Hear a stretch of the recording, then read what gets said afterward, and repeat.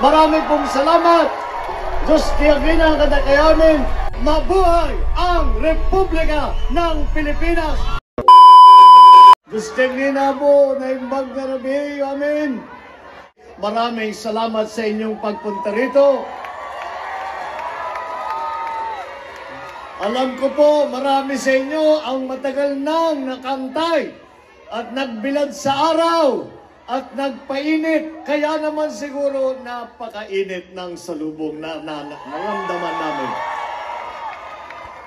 Yun lamang, nung nagmamotorcade po kami, tuwan-tuwa na ako. Dahil naghihiyawan at nagtitilian ang mga tao. Sabi ko sa sarili ko, okay to. May asim pa. Sabay, ang sunod na tanong, nasan si Sandro?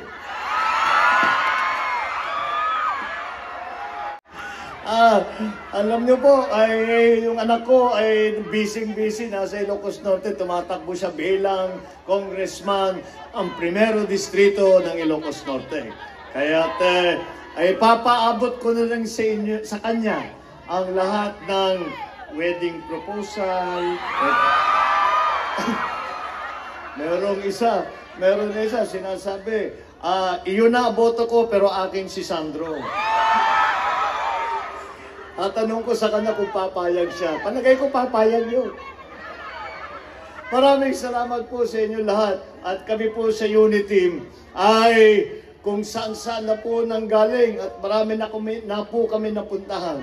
At pagpunta naman namin dito sa lalawigan ng Pangasinan, dito po lalo na sa west side ng Pangasinan, ay naramdaman namin ganun din ang aming salubong na nakukuha sa taong bayan kapag lalo na naumpisahan namin at napapag-usapan namin ang aming naging adhikain na pagkakaisa. Kaya naman po, naging unit team ang tawag sa amin. Dahil kami ni Inday Sara ay ang aming layunin. Ang aming hangarin para sa Pilipinas ay unity, pagkakaisa. Kaya po, lahat po ng ating mga senador, kung titignan po ninyo, ay iba-iba pong pinanggalingan ng partido. Dahil po, yan ay halimbawa doon sa aming sinasabi na pagkakaisa. Kahit na hindi po, kahit iba't ibang kulay ng politika ang pinanggalingan, ang pinagkasunduan, at nagkakaisa kami na kami ay gagawin ng lahat upang pagandahin ang buhay ng bawat Pilipino at pagandahin ang ating minamahal na Pilipinas. Ay, yan po ang aming naging adhikain. At ang aming sinisigaw sa lahat ng aming mapuntahan ay ang pagkakaisa. Dahil po, marami po tayong problemang hinaharap. Nandyan pa rin po ang pandemya. Nandyan din po ang krisis ng ekonomiya na dala din ng pandemya. Kaya kailangan, ang dami po natin kailangan ayusin. Ayusin po natin at tutulungan natin ang mga maliliit na negosyo. Kailangan po natin ayusin ang ating agrikultura. Kailangan natin buhayin ang industriya ng turismo. At lahat ito para magkaroon muli ng trabaho ang ating mga kababayan. Kailangan po natin ituloy ang infrastruktura na programa na Build na sinimulan ni Pangulong Duterte. Isama na rin natin dyan yung itinatawag na digital infrastructure na ang ating internet. Yung presyo ng kuryente, kailangan natin hanapan ng paraan para ibaba. At napakataas masyado at nahihirapan ang taong bayan.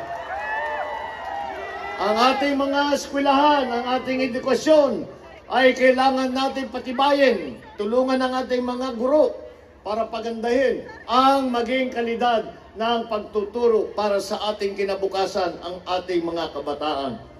Napakarami po ang kailangan pang gawin.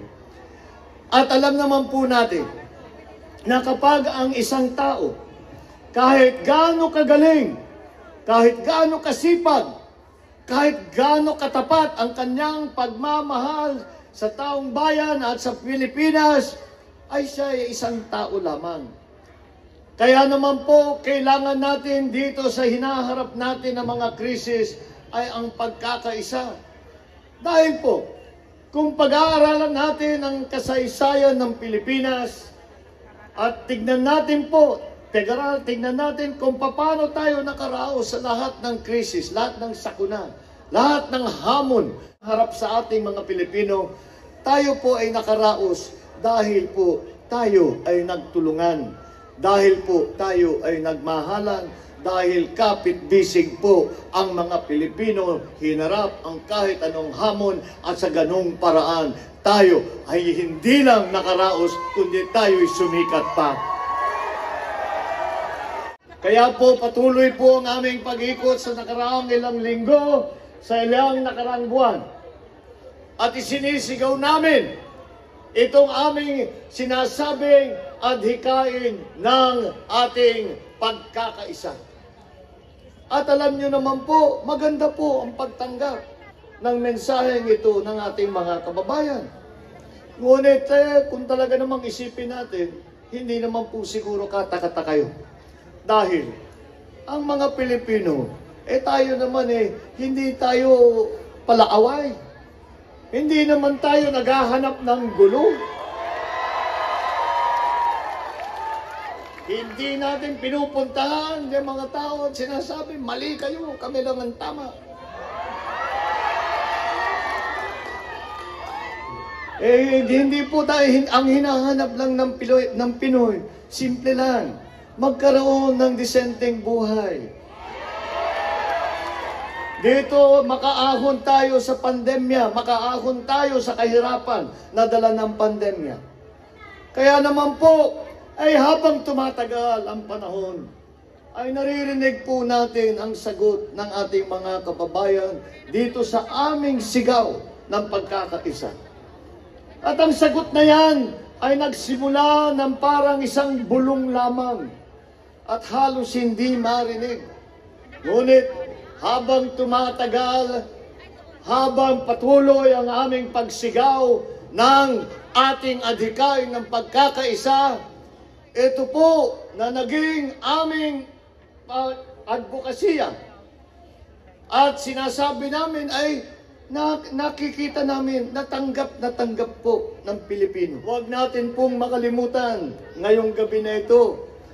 Huwag po natin makalimutan na dito ngayon nagsimula ang kilusan ng pagkakaisa dito sa Binalonan, dito at sa lalawigan ng Pangasinan.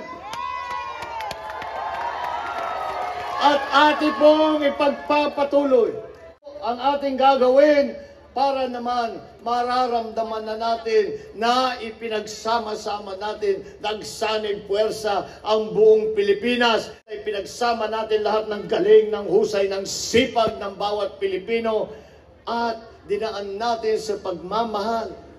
At sa ganung paraan ay pinaganda natin ang buhay ng Pilipino. Ang unity team ay ang hangarin ay sumikat pa ang Pilipinas. Gumanda pa ang buhay ng bawat Pilipino.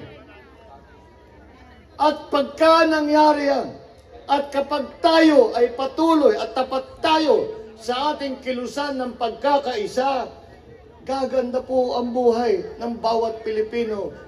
May papasikat po natin ulit ang Pilipinas. At haharap uli po tayo sa buong mundo.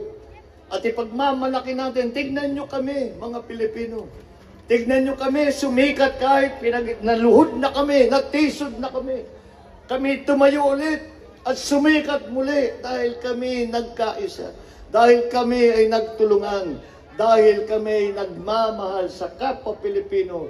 Dahil kami ay nagmamahal sa Pilipinas.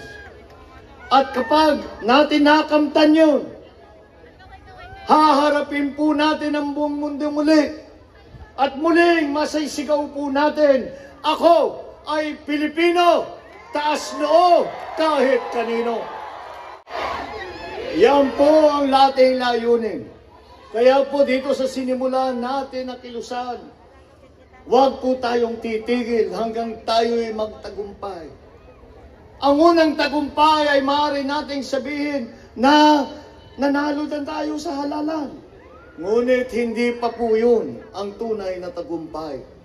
Ang tunay na tagumpay ay masasabi ulit natin na ipinagkaisa natin ang sambayan ng Pilipino. At makikita po natin sa mga buhay ng ating mga kapwa Pilipino, ay makikita po natin na ang mga Pilipino ay nagtrabaho ulit. May pera uli sa bulsa. May pambayad para sa pangangailangan na araw-araw. May pakain sa kanilang pamilya. May pag-aral ang kanilang anak. At yan na tunay na tagumpay na ating layunin dito sa kalisan ng pagkakaisa. Kaya't samahan niyo po kami at isama natin lahat ng ating kababayan dito sa kilusan na ito. At huwag tayong titigil hanggang ang tunay na tagumpay ng pagkakaisa ay ating nakamtan. Ipatuloy po natin itong kilusan na ito. At kapag ganun ang ating nagawa, kapag naramdaman na natin at nakikita na natin na kapit-bisig ang mga Pilipino, kahit saan nanggaling, kagaya po namin ni Inday Sara. Si Inday Sara po ay nanggaling sa Davao, sa Mindanao. Ako naman po ay galing Norte. Siguro naman, kung ang isang tiga Norte, ang isang tiga Davao, tiga Mindanao, na nanggaling sa magkabilang dako ng Pilipinas, ay maaaring magsama para sa kabutihan ng Pilipino, ay palagay ko naman, lahat ng ating mga kababayan, lahat ng Pilipinas, ay kaya nating ipagsama. Ito lang ang hakbang na ating nakikita sa pagsimula, sa pagbalik ng ating kabuhayan, ng ating trabaho, ng ating magandang kinabukasan. Kaya naman po, ako, ang Unity, ay nasa harap ninyo at hinihingi ang tulong ninyo para kami ay makapagsilbi. At sa pag-apoy sa pagsilbi, kasama po tayo lahat, hindi lamang mga elected official, hindi lamang mga nasa pamahalaan, kung hindi ang buong lipunan ay tuloy-tuloy na nagtutulungan. At sa ganung paraan, sama-sama po tayong babangon muli. Marami pong salamat. Diyos niyagin ang kadagayanin na imbag na rabi. Mabuhay ang lalawigan ng Pangasinan! Mabuhay ang Republika ng Pilipinas! Maraming salamat po! Magandang gabi po sa inyo lahat!